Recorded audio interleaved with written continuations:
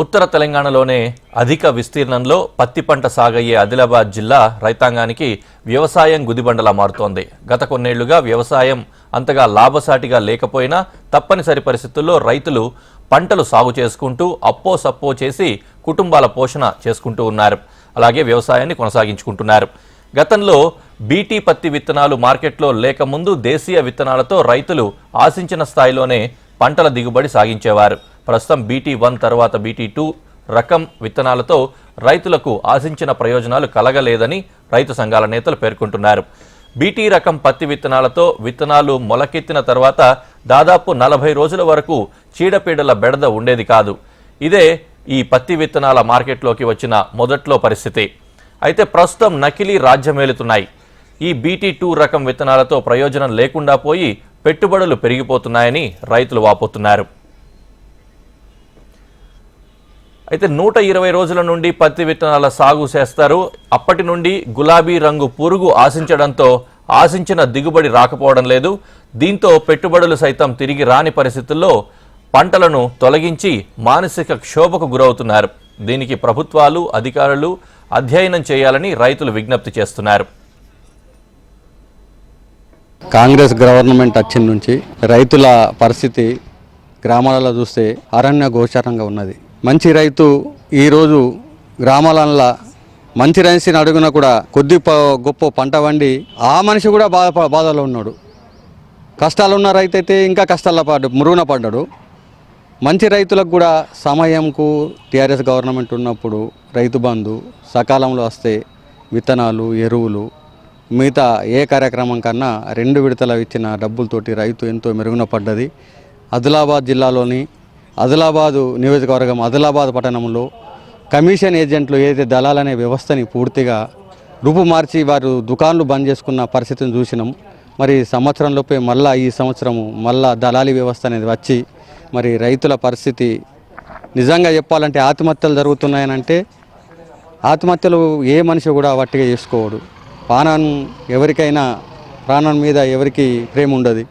మరి ఆత్మహత్యలు జరుగుతుంటే ప్రభుత్వం మరి దాన్ని నిమ్మకి నీరెట్టినట్టు ఉండడం ఇది చాలా బాధాకరం.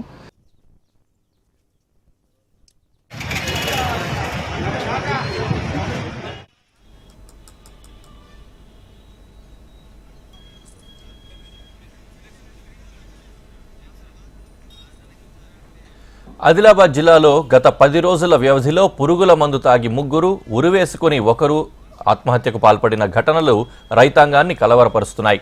బేలా మండలం రైనగూడకు చెందిన రైతు జాదవ్ బ్యాంక్ అధికారుల వేధింపుల కారణంగా బ్యాంకులోనే పురుగుల మందు తాగి ఆత్మహత్యకు పాల్పడ్డారు. అలాగే సిర్పూర్ మండలం శివాపూర్ గ్రామానికి చెందిన సంతోష్ అనే రైతు బ్యాంక్ అధికారుల వేధింపుల కారణంగానే ఇటీవల తనువు చాలించాడు.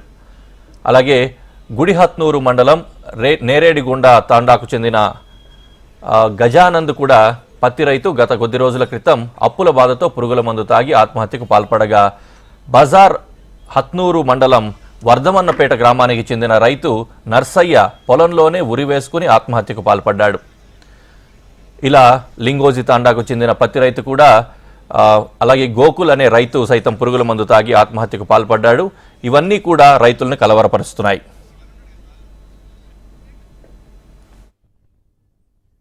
ఇవల్ల ఒక పక్కన రైతు ఆత్మహత్యల పైన రైతు యొక్క స్థితిగతుల పైన అధ్యయన కమిటీ బీఆర్ఎస్ పార్టీ ఆధ్వర్యంలో ఏర్పడినటువంటి అధ్యయన కమిటీ ఆదిలాబాద్ జిల్లాలో పర్యటిస్తూ రైతులు చనిపోవద్దు, వారి సమస్య పరిష్కారం కోసం అవసరమంటే కొట్లాడదాం, మనకిచ్చినటువంటి రేవంత్ ఇచ్చినటువంటి హామీలను నిలబెట్టుకున్న వరకు మనం పోరాడదాం, మీకు భరోసా ఇస్తాం, మీకు అండగా ఉంటామని చెప్పి పర్యటన చేస్తున్న క్రమంలో కూడా ఈరోజు బజారత్తూర్ మండలం వర్తమన్నూర్ అనే విలేజ్లో మైలా నర్సయ్య అన్నటువంటి ఎస్సీ మాల రైతు తనకు ఉన్నటువంటి 6 ఎకరాలు ఆయన SBI బ్యాంకులో 2,20,000 రూపాయలు మాత్రమే తీసుకున్నాడు. రేవంత్ రెడ్డి గారి ప్రభుత్వం 2 లక్షల రూపాయలు తీసుకున్న వాళ్ళందరికీ మాఫీ చేస్తామని చెప్పారు.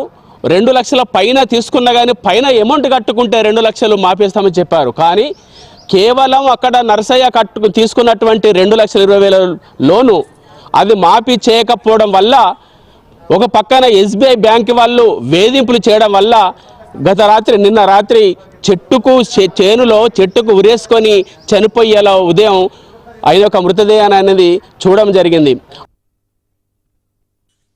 రైతుల ఆత్మహత్యలన్నీ దాదాపు కొద్ది రోజుల వ్యవధిలోపే జరుగుతూ ఉండడంతో అన్నదాతలను కలవరపెడుతున్నాయి. అధికార పార్టీ నేతలతో పాటు విపక్షాలు, సామాజిక కార్యకర్తలు, స్వచ్ఛంద సంస్థలు అప్పుల బాధతో తనువులు చాలించిన రైతుల కుటుంబాలను పరామర్శించి వారి కుటుంబాల్లో మంటలు భరోసా కల్పించే విధంగా ప్రయత్నాలు చేస్తున్నారు. వారికి తోచిన విధంగా ఆర్థిక సహాయం అందించారు.